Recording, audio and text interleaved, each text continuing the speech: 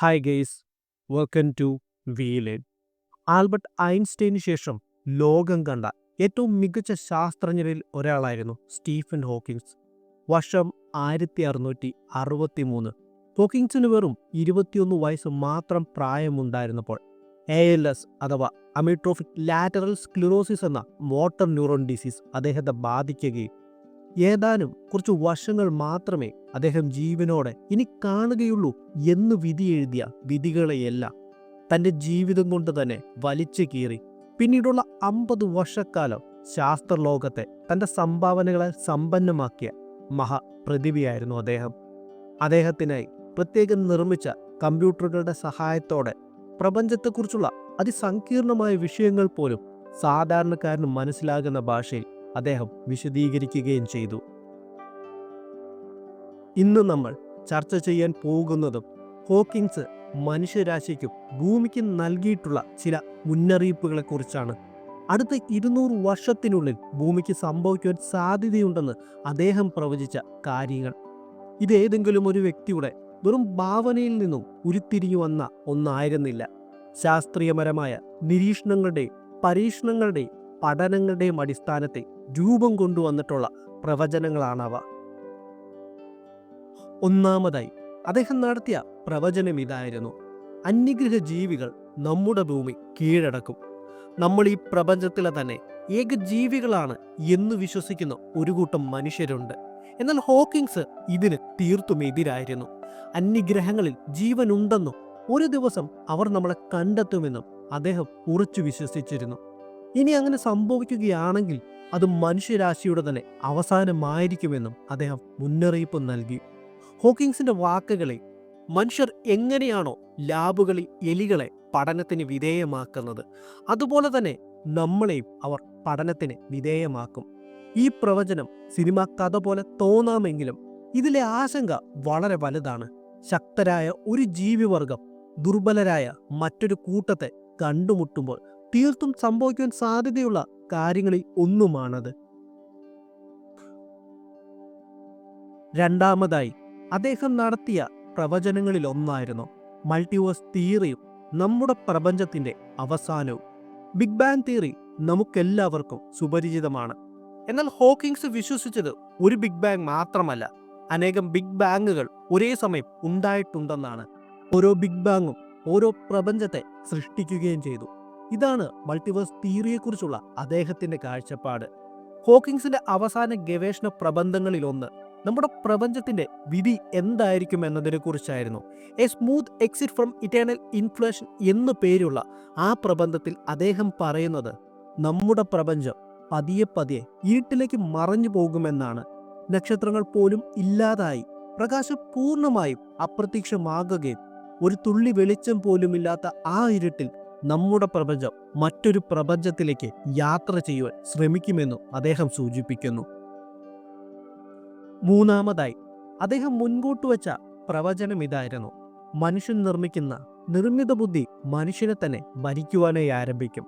ഒരു രസകരമായ വസ്തുത ഇതാണ്: സ്റ്റീഫൻ ഹോക്കിൻസ് തൻ്റെ ജീവിതകാലം മുഴുവനും ഒരു തരം ആർട്ടിഫിഷ്യൽ ഇൻ്റലിജൻസിൻ്റെ സഹായത്തോടു കൂടിയായിരുന്നു ആശയവിനിമയം നടത്തിയിരുന്നത്. എന്നിട്ടും അദ്ദേഹം ആർട്ടിഫിഷ്യൽ ഇൻ്റലിജൻസിനെ പൂർണ്ണമായും വിശ്വസിക്കുവാൻ തയ്യാറായിരുന്നില്ല.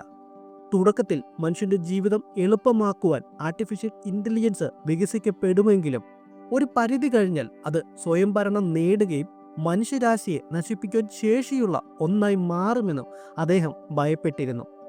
ഇന്ന് ആർട്ടിഫിഷ്യൽ ഇൻ്റലിജൻസ് റോബോട്ടുകളെ നിർമ്മിക്കുന്നത് മനുഷ്യരാണെങ്കിൽ, പക്ഷെ ഭാവിയിൽ ആർട്ടിഫിഷ്യൽ ഇൻ്റലിജൻസ് തന്നെ പുതിയ തരം റോബോട്ടുകളെ നിർമ്മിക്കുവാനായി ആരംഭിക്കുകയും അതിനുശേഷം ലോകം എന്തായിരിക്കുമെന്ന് ആർക്കും പ്രവചിക്കുവാൻ സാധ്യമല്ലാത്ത ഒരു അവസ്ഥയിൽ എത്തിച്ചേരുമെന്നും അദ്ദേഹം ഭയപ്പെട്ടിരുന്നു. നാലാമതായി അദ്ദേഹം മുൻപോട്ട് നടത്തിയ പ്രവചനം ഇതായിരുന്നു: മനുഷ്യൻ സ്വയം വരുത്തിവെക്കുന്ന ഒരു വിപത്താണ് ന്യൂക്ലിയർ ആയുധങ്ങൾ. മൂന്നാമതൊരു ലോക മഹായുദ്ധം ഉണ്ടാകുകയാണെങ്കിൽ അത് ന്യൂക്ലിയർ ആയുധങ്ങൾ ഉപയോഗിച്ചായിരിക്കാമെന്നും ആ യുദ്ധം ഭൂമിയിലെ തന്നെ ജീവന്റെ അവസാനത്തെ ദിനങ്ങളായിരിക്കാമെന്നും ഹോക്കിൻസ് പ്രവചിച്ചു. ഈ പ്രവചനങ്ങൾ നമ്മുടെ രാഷ്ട്രീയ നേതൃത്വങ്ങൾക്ക് അദ്ദേഹം നൽകുന്ന ഒരു മുന്നറിയിപ്പ് കൂടിയാണ്. യുദ്ധങ്ങളിലൂടെയല്ല, സമാധാന ശ്രമങ്ങളിൽ കൂടെ മാത്രമേ നമുക്ക് മുൻപോട്ട് പോകുവാൻ സാധിക്കുകയുള്ളൂ എന്നൊരു ഓർമ്മപ്പെടുത്തലാണത്. അഞ്ചാമതായി അദ്ദേഹം നടത്തിയ പ്രവചനം ഇതായിരുന്നു. ഈ പ്രവചനം ഒരുപക്ഷെ അടുത്ത 200 വർഷങ്ങൾക്കുള്ളിൽ തന്നെ നമുക്ക് കാണുവാനും സാധിക്കും. ഹോക്കിങ്സിന്റെ പ്രവചനങ്ങളിൽ തന്നെ ഏറ്റവും പ്രായോഗികമായ ഒന്നു ഇത് തന്നെയാണ്. അടുത്ത 100 വർഷങ്ങൾക്കുള്ളിൽ മനുഷ്യൻ മറ്റൊരു ഗ്രഹത്തിൽ കോളനികൾ സ്ഥാപിച്ചിരിക്കണം. അങ്ങനെ സംഭവിച്ചില്ല എങ്കിൽ മനുഷ്യരാശിക്ക് നിലനിൽപ്പില്ല എന്നാണ് അദ്ദേഹം പറയുന്നത്. ജനസംഖ്യാ വർധനവും പകർച്ചവ്യാധികളും മലിനീകരണവും ഭൂമിയെ ഒരു തീക്കുണ്ടമാക്കി മാറ്റാമെന്നും ഹോക്കിങ്സിന്റെ കണക്കനുസരിച്ച് അടുത്ത 600 വർഷത്തിനുള്ളിൽ ഊർജ ഉപയോഗം വർദ്ധിക്കുന്നത് കാരണം ഭൂമി ഒരു അഗ്നിഗോളമായി മാറുമെന്നും ശുക്രന്റെ ഇപ്പോഴത്തെ അവസ്ഥയിലേക്ക് ഭൂമി മാറുമെന്നും അദ്ദേഹം പറഞ്ഞു വെക്കുന്നു. പക്ഷേ എന്നാൽ നിലവിലെ കണക്കുകൾ അനുസരിച്ച് അത് 600 വർഷം വരെ പോകുകയില്ല. 200 വർഷത്തിനുള്ളിൽ തന്നെ ഭൂമിയിൽ ജീവിക്കാൻ സാധിക്കാത്ത അവസ്ഥയായി മാറുമെന്നാണ് നിലവിലെ കാലാവസ്ഥാ വ്യതിയാനത്തിന്റെ കണക്കുകൾ സൂചിപ്പിക്കുന്നത്. ഈ വിപത്തുകളെ അതിജീവിക്കണമെങ്കിൽ മനുഷ്യൻ ഇപ്പോൾ തന്നെ മറ്റൊരു ഗ്രഹത്തിൽ വാസം ഉറപ്പിക്കുവാൻ ശ്രമിക്കുകയും ചെയ്യണം. നിലവിൽ ചൊവ്വ ഗ്രഹവും വ്യാഴത്തിന്റെ ഉപഗ്രഹമായ യൂറോപ്പയും ശനിയുടെ ഉപഗ്രഹമായ ടൈറ്റനും കൂടാതെ ഭൂമിക്ക് സമാനമായ എക്സോ പ്ലാനറ്റുകൾ എന്നിവിടങ്ങളിലാണ് ശാസ്ത്രലോകം പ്രതീക്ഷ അർപ്പിക്കുന്നത്. ആറാമതായി അദ്ദേഹം നടത്തിയ പ്രവചനം ഇതായിരുന്നു. ജനിതക എഞ്ചിനീയറിംഗ് മനുഷ്യന്റെ പരിണാമത്തെ പൂർണ്ണമായും മാറ്റി എഴുതുമെന്നും മനുഷ്യരാശിയുടെ ഭാവിയിൽ ഏറ്റവും വലിയ വെല്ലുവിളികളിലൊന്ന് ജനിതക എഞ്ചിനീയറിംഗ് ആയിരിക്കാമെന്ന് ഹോക്കിങ്സ് പ്രവചിച്ചു. ധനികരായ ആളുകൾ താങ്കളുടെ കുട്ടികളെ ജനിതക എഞ്ചിനീയറിംഗിലൂടെ കൂടുതൽ ബുദ്ധിയും കഴിവും സൗന്ദര്യവും ഉള്ളവരാക്കി മാറ്റുവാൻ ശ്രമിക്കുമ്പോൾ ഇത് സൂപ്പർ ഹ്യൂമൻ എന്നൊരു വിഭാഗത്തെ സൃഷ്ടിക്കുകയും സാധാരണ മനുഷ്യർ ഇല്ലാതാകാൻ കാരണമായി മാറുകയും ചെയ്യും. ജനിതക മാറ്റങ്ങളില്ലാത്ത ആളുകൾക്ക് ഈ പുതിയ തലമുറയോട് മത്സരിക്കുവാൻ സാധിക്കാതെ വരികയും ഇത് മനുഷ്യരാശിക്കുള്ളിൽ തന്നെ ഒരു വലിയ വിഭജനത്തിന് കാരണമായി മാറുകയും ചെയ്യും. നിലവിലുള്ള ജൈവിക പരിണാമത്തെ ഇത് പൂർണ്ണമായി മാറ്റി എഴുതുകയും ചെയ്യും. ഏഴാമതായി അദ്ദേഹം മുൻപോട്ട് വച്ച പ്രവചനം ഇതായിരുന്നു. കമ്പ്യൂട്ടർ വൈറസുകൾ ഒരു പുതിയ തരം ജീവി വർഗമായി അവസാനിക്കും. കമ്പ്യൂട്ടർ വൈറസുകളും മറ്റ് ഡിജിറ്റൽ ജീവിത രൂപങ്ങളും ഒരു ദിവസം സ്വയം പുനരുൽപ്പാദിപ്പിക്കുവാനും സ്വയം മെച്ചപ്പെടുത്തുവാനും സ്വയം നിലനിൽക്കുവാനും ശേഷിയുള്ള ഒരു പുതിയ ജീവിത വർഗമായി മാറിയേക്കാമെന്ന് ഹോക്കിങ്സ് വിശ്വസിച്ചിരുന്നു. ഇത് നിർമ്മിത ബുദ്ധി അഥവാ ആർട്ടിഫിഷ്യൽ ഇന്റലിജൻസുമായി ബന്ധപ്പെട്ട ഒരു പ്രവചനം കൂടിയാണ്. ഈ ഡിജിറ്റൽ ജീവികൾക്ക് മനുഷ്യന്റെ നിയന്ത്രണത്തിൽ നിന്നും പൂർണ്ണമായി പുറത്തു വരുവാനും ഭൂമിയിലെ ഏറ്റവും വലിയ അപകടകരമായ ഭീഷണിയായി മാറുവാനും ചിലപ്പോൾ സാധിച്ചേക്കാം. അപ്പോൾ ഇത്രയുമാണ് സ്റ്റീഫൻ ഹോക്കിങ്സിന്റെ പ്രവചനങ്ങൾ. ഈ പ്രവചനങ്ങളെല്ലാം തന്നെ ഒരു പരിധിവരെ ശരിയുമാണെന്നാണ് ഞാൻ വിശ്വസിക്കുന്നത്. അതിനുള്ള ഒന്നാമത്തെ കാരണം കാലാവസ്ഥാ വ്യതിയാനം. കാലാവസ്ഥാ വ്യതിയാനം മൂലം നമ്മുടെ ഭൂമി ഇപ്പോഴത്തെ കാലാവസ്ഥാ വ്യതിയാനം അനുസരിച്ച് ഒരു 200 കൊല്ലം കൂടി നമ്മുടെ ഭൂമിയിൽ മനുഷ്യന് ജീവിക്കാൻ പറ്റുന്ന സാഹചര്യമില്ല.